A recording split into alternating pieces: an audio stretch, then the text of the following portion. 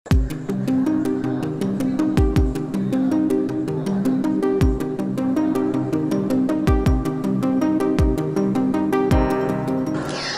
Ditres Narkoba Polda Metro Jaya ini telah mengungkap jaringan peredaran narkotika internasional jenis sabu dan telah mendapatkan barang bukti sebesar 516 kg.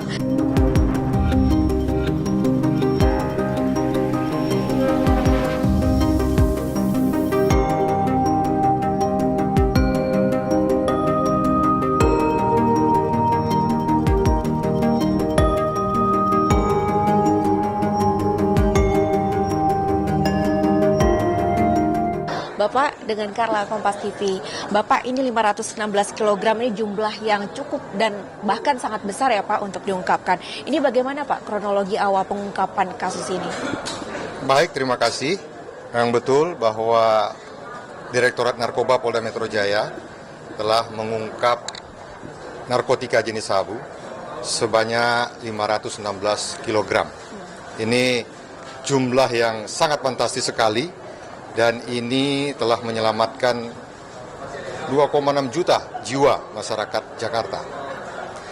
Perlu kami sampaikan, diawali pengungkapan ini adalah saya sampaikan bahwa memang kami punya program preemptif dan preventif untuk mengajak masyarakat menyampaikan informasi terkait adanya peredaran gelap narkoba di wilayahnya masing-masing. Diawali dari situ, kami mendapatkan informasi adanya peredaran gelap jaringan narkoba ini dilakukan oleh sindikat ES, ya, warga negara asing. Kemudian kami membentuk tim untuk menelusuri sehingga kami dapat menemukan bahwa betul-betul peristiwa tindak pidana itu ada. Nah, dari situlah kami bergerak, kemudian kami melakukan pemancingan, begitu. Kemudian didapatkanlah di TKP pertama yaitu 11 kg di rumah kontrakan. Bisa diperlihatkan mungkin Pak yang pertama itu 11 kg yang gimana?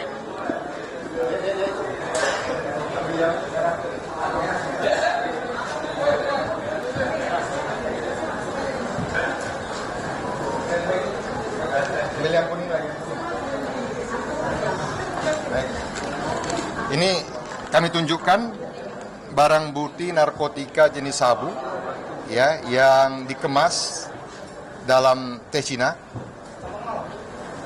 berupa gambar apel merah segar ya. Ini isinya sabu yang bila diperdagangkan cukup mahal ya. Ini bisa 1 sampai 1,5 miliar dalam per kilo. Kemudian dari hasil itu tim 2 secara cepat melakukan pengungkapan kembali dari pengembangan itu, maka kami dapat menangkap 3 terduga pelaku peredaran narkoba dan barang bukti yang kami amankan 35 kg. Dalam kemasan teh Cina juga, ya, ini mengindikasikan bahwa barang-barang ini berasal dari China, ya, dari China yang transit Malaysia dan masuk ke wilayah Indonesia. Kemudian yang paling terakhir, kami jelaskan bahwa yang terbesar kami mengungkap pada tanggal 12 Agustus oleh tim 3 di bawah kepemimpinan Kasubdit AD.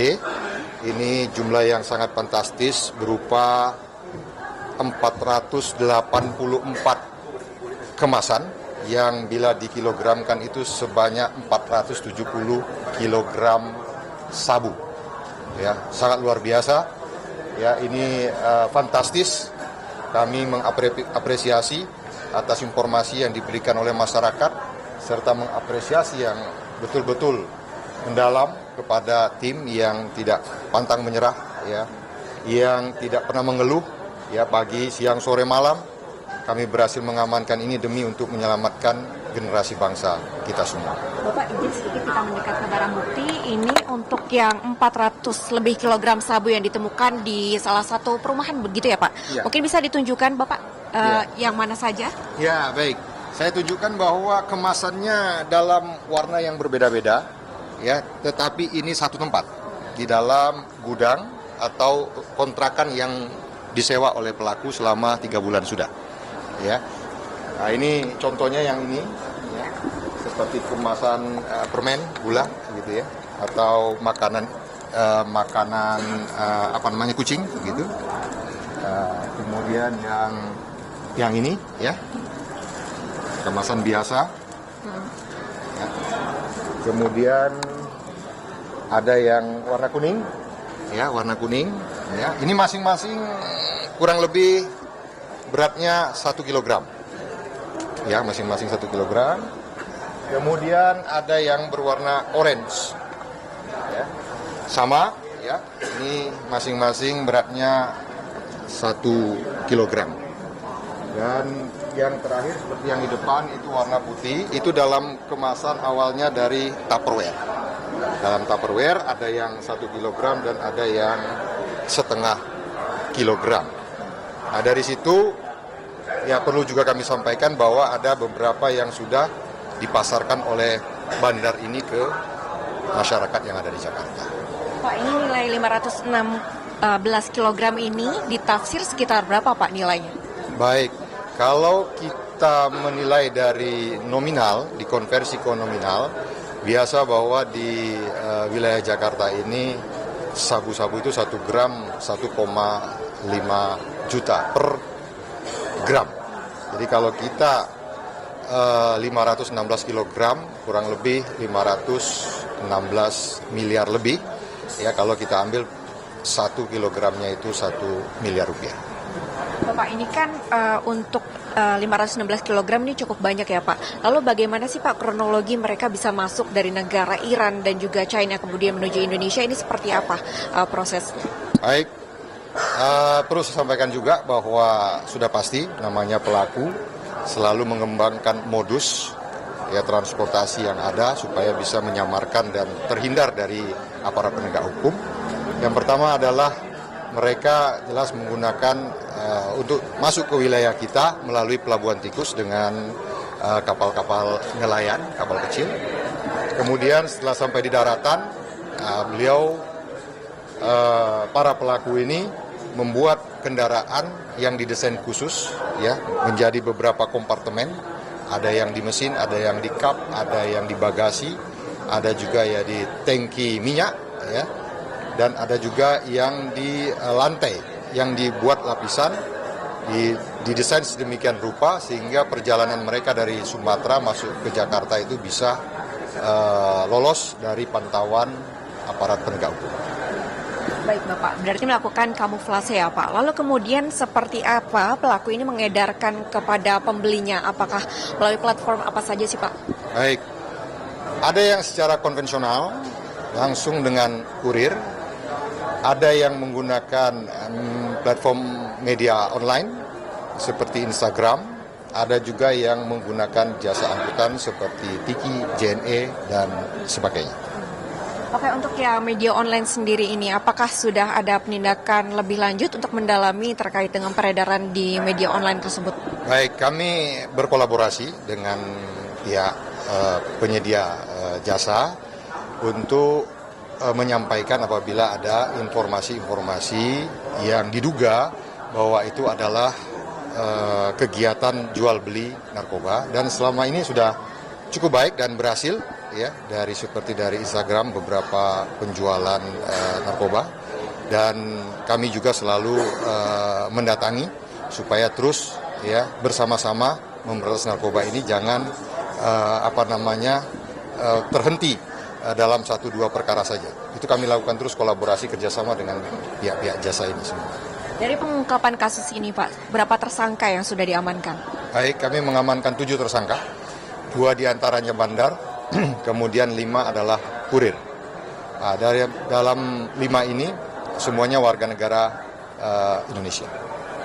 Terkait dengan 7 tersangka ini dikenakan pasal apa saja Pak? Baik, sesuai dengan ketentuan yang ada, ya, pasal yang kita kenakan adalah pasal 112 ayat 2 dan atau pasal 112 ayat 2 Undang-Undang nomor 35 tahun 2009 tentang narkotika. Juga kami sampaikan ancamannya sangat berat, yaitu hukuman mati, penjara seumur hidup, serta maksimal 20 tahun. Selain narkotika, apakah ada pasal lain yang dikenakan? Ya, kami sedang mengembangkan karena kami tidak terhenti di situ. Ya, untuk para pelaku ini akan kami kenakan pasal TPPU supaya kita miskinkan dan supaya kapok untuk meracuni melakukan kegiatan yang dapat meracuni bangsa Indonesia. Hingga saat ini sudah 7 tersangka yang diamankan, dan saat ini apa yang kemudian didalami lagi untuk kemudian dilanjutkan lagi proses kasusnya untuk pengungkapan lebih lanjut, Pak? Baik, kami terus tidak pernah terhenti. Anggota punya semangat dan komitmen ya mewujudkan program Astacita Bapak Presiden. Dari sini sudah pasti terus kami kembangkan, tidak berhenti. Juga sekali lagi terhadap para pelaku akan kami miskinkan. Nah, jadi terus tidak akan pernah berhenti. Dari 7 tersangka ini, apakah berdasarkan pendalaman yang telah dilakukan ada warga negara asing yang terlibat dan sudah terungkap atau teridentifikasi? Baik, sudah kami identifikasi dari awal, sudah saya sampaikan tadi bahwa ini informasi sebenarnya ada jaringan memang, jaringan sindikat peredaran gelap narkoba itu yang dikendalikan oleh warga negara asing, dan itu sudah kami identifikasi. Siap. Sudah digantongi untuk inisialnya, apakah boleh diungkapkan? Itu sedang kami dalami ya. Kami sudah kantongi itu ya. Akan terus ya kami dalami pelaku ini untuk mengungkap kasus-kasus nanti yang berikutnya yang lebih besar. Baik, terima kasih banyak Pak Kombes Ahmad David. Selamat kembali bertugas ya Bapak. Ya.